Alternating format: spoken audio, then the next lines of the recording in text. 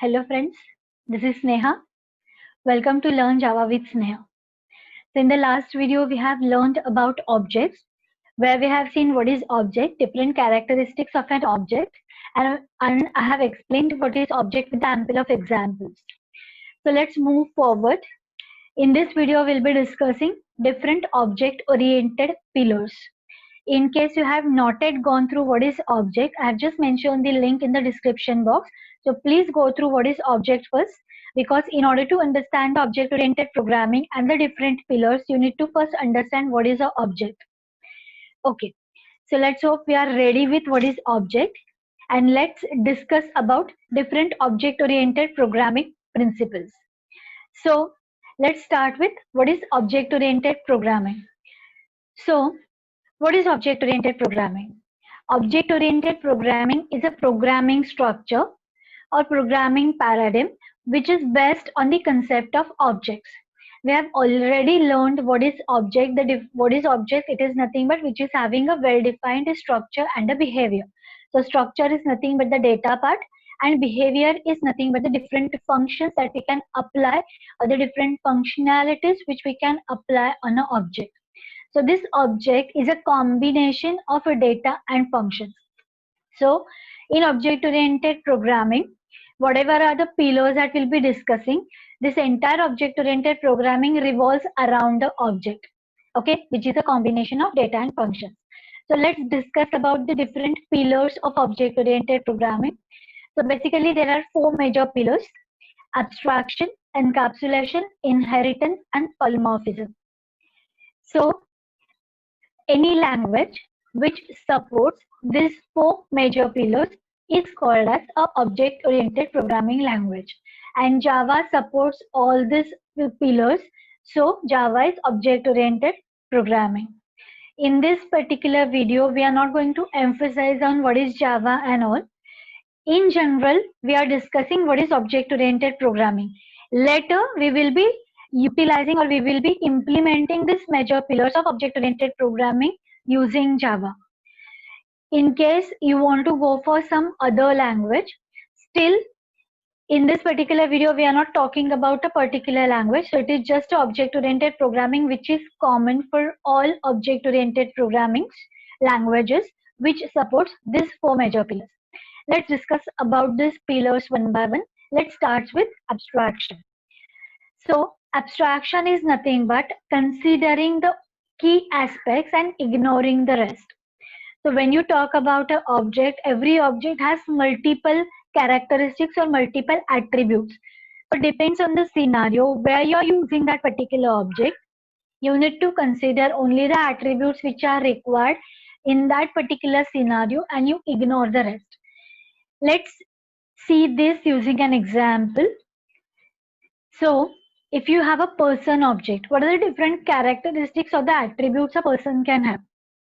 So person can have name, age, height, weight, blood group, qualification, address, occupation, and so on. Okay, these are the different attributes of every person object. But if I want to use this person object in social survey, so in social survey, I will consider only the key aspects, or I will consider only the attributes which are required of this person object in a social survey. Like for a social survey, from this person object, I'll need name, I'll need age, but I do not require height, weight, blood group, right? Qualification, address, occupation, all these things will be considered as a part of social survey. But height, weight, blood group, all these things are not at all required. So when I'm using this person object, even height, weight, blood group, other attributes of person object, I will not consider them because they are not required in social survey. If I use this person object in a healthcare system, so in that case, I will consider only the attributes which are required in the healthcare system, like I need name, age, height, weight, blood group, but qualification is not required as a part of healthcare system. I take address, occupation is not required for the person object to be considered in the healthcare system. So depends what you want. Depends where you are using that particular object, you will utilize or you will use the features or the attributes and you will ignore the rest. That is abstraction. Abstraction is also known as you consider only the essential information, you provide the essential information, but you hide the background details. Okay, so abstraction is which is something which provides only essential information to the outside world and hiding their background details. Let's talk about this with an example. Let's consider a DVD player. Now, when you want to use a DVD player, this DVD player has some buttons present outside. When you want to use this DVD players, we just operate this DVD player through these buttons. Okay, but the implementation details like how it is when I press that button to on the DVD player, I do not bother how it is implemented or when you press this button, what happens inside and all. Right. So you just operated using the buttons and you get whatever is the output, but you do not bother about the internal implementation. So this internal implementation or this complexity is hidden from the outside world, that is abstraction. So only the essential parts are shown, but the implementation details or the complexity is hidden from the user. That is abstraction. Let's take one more example. You consider a ATM machine. Now for it, in order to use ATM machine, the different controls are given outside, but we do not bother or the actual complexity of that particular ATM machine is hidden from us. We do not have to bother or we don't think of when I'll enter the pin actual what happens. Okay, how the cash comes out, how when we insert a card, how it recognizes my bank account, what happens internally. We don't bother about all these things because this entire complexity is hidden from us. That is abstraction. So let's talk about the second pillar, that is encapsulation. So encapsulation is nothing but it is a data hiding. So encapsulating data and the corresponding methods into a single module is called as encapsulation. So basically, we say object is a combination of data and the method, but where it is stored? So it is stored in a class. So you just encapsulate or you just put this particular data and the methods as a single unit somewhere, that is called as encapsulation. Let's discuss about this encapsulation in detail. Actually, when you will implement this encapsulation, in order to implement this encapsulation, the language provides a different access specifiers. And using these access specifiers, this encapsulation can be achieved. So you can decide what part of your class is shown to the user and what will be the part which is hidden from the user. Okay, so it can be achieved using access specifiers. The example of this encapsulation or the best example of encapsulation can be a capsule. Okay, whatever is a medicine, it is hidden from us. We do not have access to the medicine, but in order to consume that particular medicine, we have given with the capsule. Okay, so this capsule, inside this capsule, the medicine is hidden. Okay, so consider this capsule as a class which is a combination of the methods and the data. So this data part is something which is inside, it is hidden, we do not have access to this, but in case we need to consume this particular medicine or in order to use this particular data, we have to make use of this methods. So you have to consume the entire capsule so that you can use that particular data which is present or the medicine which is present will be used by the person. So you can consider this capsule as a class which is a combination of methods and the data part. So that can be the encapsulation ka example. Let's discuss about the third major pillar. Before that, let's see what are the encapsulation's advantages. So through encapsulation, we achieve security. enhancement becomes very easy, and it improves the modularity of an application. So these are the different advantages of encapsulation. So what's the difference between abstraction and encapsulation? Because we have seen, okay, abstraction is also something we give the essential information and we hide the details. We hide the complexity or we hide the implementation details. And exactly the same thing we discuss about encapsulation as well. Then what's the difference between two? So we can say encapsulation and abstraction are closely related with a slight difference. Like abstraction solves the problem in the design level, whereas encapsulation solves the problem in the implementation level. In abstraction, we ignore the data which is not required and we consider only the data or the aspects which are required for the current system. Exactly same way we have discussed about person object. We will consider only the aspects or we will consider only the attributes which are required for that particular system. In encapsulation, we bind the data and the methods together in a single unit, and the data can be hidden from the outside world and can be used through the public methods. So we can hide it or we can show it using access specifiers. So that's the difference between abstraction and the encapsulation. So actually when you implement it, we make use of encapsulation, okay? But when you actually design it, at the time of design, whatever is the complexity you hide is an abstraction. Let's see the example, the same example, and we'll differentiate the abstraction and encapsulation. Let's talk about the calculator. Now in order to use calculator, we have the different buttons given, and through these buttons, we get whatever is the information or whatever is the equation that you give, we'll get whatever is the output. So what is the abstraction in this? So when we talk about abstraction in a calculator, it works on a battery. So while using calculator, you don't think that how it is working with battery or how it is connected with the battery. So that implementation or that particular complexity is hidden from the outside world. Okay, how we achieve encapsulation in this? So if you want to perform any complex operation, it has provided with the buttons, and depends on whatever is the equation that you have entered, you will get the result. But actually how it is operated or how it is calculated in the background, what is the implementation for that, we do not care about.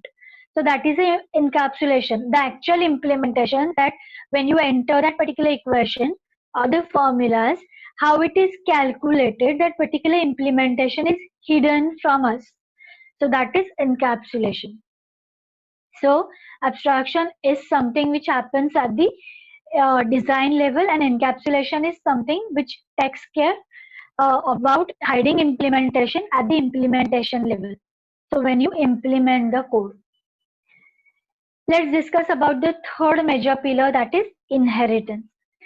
So inheritance is the process by which one class acquires the properties and the functionalities of another class is called as inheritance. Okay, so you have one class, you have already provided the properties or the implementation, and you just reuse it in order to create a new class, plus you can have some extra attributes or the extra functionalities. Inheritance is also called as is a kind of relationship. Let's discuss this in more detail with an examples. The best example of inheritance is parents and the child. The child acquire the properties of parents, plus this child will have their own properties. So this is inheritance. Let's talk about one more example. If you talk about a vehicle, now being a vehicle, every vehicle will have some common attributes. Okay, every vehicle have some common attributes, but we cannot say all vehicles are same. Like vehicle can be a two-wheeler, it can be a three-wheeler, it can be a four-wheeler. But all two-wheeler, three-wheeler, four-wheelers will have the common attributes of a vehicle, plus they have some different or the extra attributes of their own. So when you talk about vehicle, we can extend it as a car. Okay, so car is a vehicle. So car will get the common properties of a vehicle, plus car can have its own properties. Same way, you have auto rickshaw. Auto rickshaw is a vehicle. Okay, so it will inherit all the common attributes or the common properties being a vehicle, plus auto rickshaw will have its own properties, own extra properties which are not present in a vehicle, because what auto rickshaw has the attributes or the properties will not remain same for all other vehicles. What car has will not be the same for other vehicles like auto or scooter or a truck. Okay, so all these are the child classes, or all these are the subclasses of a superclass, that is a vehicle. So all these classes or all these vehicles will acquire the properties of a common vehicle, plus they will have their own properties. So this is nothing but a inheritance. So what are the advantages of inheritance? Using inheritance, we achieve reusability, because as a vehicle, if you have provided some implementation, when you want to inherit another class like a car, or if you want to inherit another thing like a scooter, so whatever are the attributes or the implementations are there, being a vehicle, I do not have to implement it again in a car or a auto or a scooter, but I can just reuse it. Plus, I can add some extra attributes to that particular vehicle which I am creating. Okay, so the second advantage is extensibility. Once you have that particular model ready, once you have that particular superclass ready, you can extend it to create the another child class which will acquire the properties of a superclass, plus you can have some extra. For example, you already have a car. Now from this car, if you want to build a new car, a new model, you will reuse the previous model details or the implementation, plus you will have some extra. So this is nothing but an inheritance. You acquire the properties of a parent, plus you can have some new properties. So reusability and extensibility are the advantages of inheritance. The fourth and the last pillar of object-oriented programming is polymorphism. So what is polymorphism? Poly means many and morph means forms. So polymorphism means providing many forms. So polymorphism is something which actually allows us to perform a single action in different ways, different objects. So the actual definition of polymorphism is different objects respond to the same message in different ways. For example, you have different objects like person, car and aeroplane. To these different objects, you give the same message, that is move. But this different message will respond to the same message in their own ways. Like if you ask person to move, the person will move. It may climb the stairs. When you ask a car to move, it will run on the road. When you ask a aeroplane to move, it will fly in the air. So different objects will respond to the same message in different ways. This is nothing but polymorphism. So you are providing many forms for the same action. Let's talk about one more example. Let's say you have different objects, or you have a class that is animal. Now animal can be anything. Animal can be a lion, animal can be a dog, animal can be a horse, animal can be a cat, animal can be a donkey, it can be monkey and so on. But in this particular class animal, if you have a method called as sound and you want to implement it, now depends on the animal, you need to provide the implementation of this method sound in different ways. Like if you implement this sound method for this lion, then implementation will be roar. The sound for this horse, it may be neigh. For cat, it will be meow. So depends on the object. It will respond to the same message in their own ways or in different ways. That is nothing but a polymorphism. So these are the different major pillars of object-oriented language. Let's have a recap of all these pillars once again. So what is abstraction? Abstraction is something which provides the essential information and hiding the complexity from the outside world. Encapsulation is something which is data hiding. Private data can be accessed through public interface. Inheritance is one class acquires the properties of another class. So we achieve reusability and extensibility through inheritance. Polymorphism is many forms. Different objects respond to the same message in different ways. So these are the different pillars of object-oriented programming. So we have just discussed about these pillars here. There will be a different implementation for these pillars.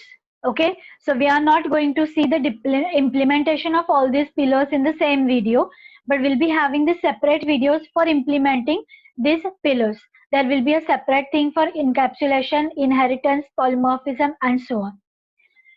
So if you have understood what is this object-oriented pillar is, in the description box, I have also shared a link for the interview questions on this particular topic, that is object-oriented programming.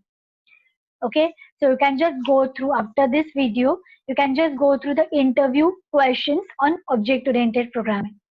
Thanks for watching my video.